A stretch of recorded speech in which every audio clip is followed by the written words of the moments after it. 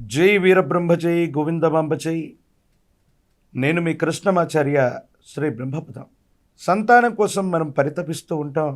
వివాహమైన నాటి నుండి సరిగ్గా మరుసటి సంవత్సరం వివాహ మహోత్సవం నాటికి పండంటి బిడ్డను కనాలని ప్రతి ఇల్లాలు ప్రతి తల్లి కూడా కోరుకుంటుంది. కానీ ఈ మధ్యకాలంలో సంతానం కలగటం కూడా ఆలస్యం అవటం, గర్భస్రావం అవటం, లేదా పుట్టినటువంటి పిల్లలు వెంటనే చనిపోవటం, లేదా సంతాన భాగ్యానికి అస్సలే నోచుకోలేకపోవటం ఎందువల్ల కలుగుతుంది? దీనికి గల కారణాలు ఏమిటి? పరిహారాలు ఏమిటి? మనం జన్మించినటువంటి జన్మలగ్నం నుండి పంచమ స్థానాన్ని సంతాన స్థానం, పుత్రస్థానంగా మనం చెబుతాం. దేవగురువు అయినటువంటి బృహస్పతి అలాగే బుధుడు వీళ్ళిద్దరూ కూడా సంతానకారకులు, పుత్రకారకులు. మీ యొక్క జాతకంలో పంచమ స్థానం మీద లేదా పంచమ స్థానంలో దేవగురువు అయినటువంటి బృహస్పతి, బుధుడు వీళ్ళిద్దరూ కనుక ఉన్నట్టయితే, ఆ భావం బలంగా ఉంటే చక్కని సంతానం కలుగుతుంది. ప్రత్యేకించి పుత్ర సంతానం కూడా కలిగేటువంటి అవకాశం ఉంటుంది.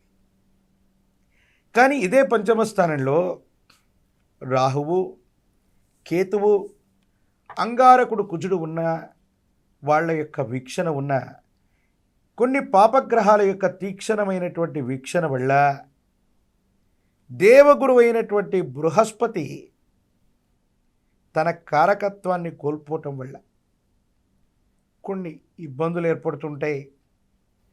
వివాహం జరిగి కొన్నేళ్ళైనా, 10 ఏళ్ళైనా, 15 సంవత్సరాలైనా, పాపం 20 ఏళ్ళు దాటిన వాళ్ళు కూడా సంతానం కోసం పరితపిస్తూ ఉంటారు. కానీ చాలామందికి ఒకరిద్దరు పిల్లల్ని కన్నటువంటి తర్వాత కూడా ఇంకా పిల్లలు కావాలన్న ఉద్దేశం చేత మళ్ళీ రీఆపరేషన్ ద్వారా కూడా సంతానాన్ని పొందుతున్న వాళ్ళు కొంతమంది అయితే, వివాహమై 25 సంవత్సరాలు అయినప్పటికీ కూడా గర్భం నిలబడనటువంటి పరిస్థితిని మనం చూస్తుంటాం. మీ యొక్క జాతకంలో పంచమ స్థానంలో రాహు లేదా కేతువు, అంగారకుడు కుజుడు దోషయుక్తమైనటువంటి పరిస్థితుల్లో ఉన్న, పంచమాధిపతితో వీరెవరైనా కలిసి ఉన్న సంతతి నష్టం జరుగుతుంది, గర్భస్రావం అవుతుంది, పిల్లలు అపరిపక్వతగా పుడతారు. అంటే 8 నెలలకి 7 నెలలకి కూడా పిల్లలు జన్మించే అవకాశం ఉంది. లేదా పిల్లలకు సంబంధించిన విషయంలో చాలా ఇబ్బందికరమైనటువంటి పరిస్థితుల్ని మనం చూస్తుంటాం. ఇది జ్యోతిష్యపరమైనటువంటి పరిభాషలో చెప్పచ్చు. వైదికమైనటువంటి సంప్రదాయంలో మన పూర్వీకులు ఎవరైనా ఈ రాహు, కేతు, అంగారకులు సర్పస్వరూపాలుగా మనం భావన చేసుకుంటే, మన పూర్వీకులైనటువంటి పెద్దలు ఎవరైనా పాముల పుట్టక కానివ్వండి, సర్పానికి హాని చేసి ఉంటే,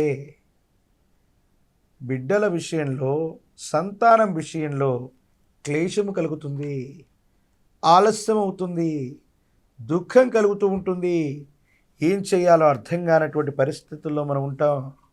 ఒకవేళ సంతానం జన్మించరు, అధికంగా గర్భస్రావాలు అవుతూ ఉంటాయి. అంటే ఒక తల్లి తన జీవితకాలంలో ఏదో కారణంగా ఒక్కసారి గర్భస్రావం అయితే పర్వాలేదు, కానీ 4 సార్లు, 5 సార్లు, 7 సార్లు, 9 పర్యాయాలు ఇలా ఎక్కువ సార్లు గర్భస్రావమై బిడ్డలను కోల్పోతూ ఉన్నట్టయితే, ఆ తల్లి జాతకంలోని పంచమ స్థానం బలహీనంగా ఉండి అంగారకుడు, రాహువు, కేతు సంబంధమైన వీక్షణ వల్ల ఇలా జరుగుతుంది.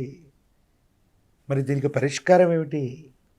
ఎవరైనా సరే నవదంపతులు మీ జాతకంలో దోషం ఉన్నా లేకపోయినా తప్పనిసరిగా మీరు సంతానాన్ని పొందడానికి మంగళవారం పూట నియమనిష్టలతో కూడిన జీవన విధానంతో ఉంటూ సుబ్రహ్మణ్యేశ్వర స్వరూపాన్ని విశేషంగా ఆరాధన చేసిన, సుబ్రహ్మణ్యేశ్వర స్వామి వారి ఆరాధన చేస్తూ ఎర్ర కలువ పుష్పాలు, ఎర్ర మందార పుష్పాలు, ఎరుపు రంగులో ఉన్న గన్నేరు పుష్పాల చేత సంతాన సుబ్రహ్మణ్యేశ్వరుడి యొక్క ఆరాధన వల్ల మీకు అనుకూలవంతమైనటువంటి ఫలితాలు వస్తాయి.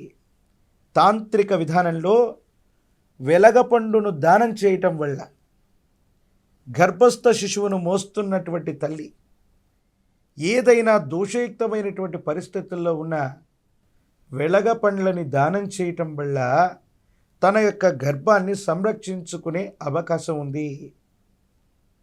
ప్రత్యేకించి భార్యాభర్తలు ఇద్దరు కూడా 1 సంవత్సర కాలంలో ఏ కారణంగానైనా గర్భస్రావమైనా లేదా వాళ్ళకి సంతతి లభించకపోయినట్టయితే వెంటనే ఈ భూమండలంలో రాహుకేతు స్వరూపాలకి ప్రత్యక్షమైన దేవీ దేవతా స్వరూపాలుగా భావన చేసే జ్ఞాన ప్రసూనాంబ సమేత శ్రీకాళహస్తీశ్వర స్వామివారి యొక్క ఆలయ ప్రాంగణానికి వెళ్ళి అమ్మవారికి స్వామివారికి చక్కగా అభిషేక క్రతువు జరిపించుకోవటం, అలాగే సుబ్రహ్మణ్యుడి యొక్క ఆరాధన చేస్తూ ఉండటం, 9 మంగళవారాల పాటు నియమనిష్టలతో కూడిన జీవన విధానంతో ఉంటూ కోడిగ్రుడ్డు, కోడి మాంసం, పన్నీరు, జున్నుపాలు వీటిని పూర్తిగా నిషేధించటం వల్ల మీ దైనందిన జీవితంలో సంతానపరమైనటువంటి 5వ స్థానంలో ఉన్నటువంటి దోషాలు తొలగిపోతాయి.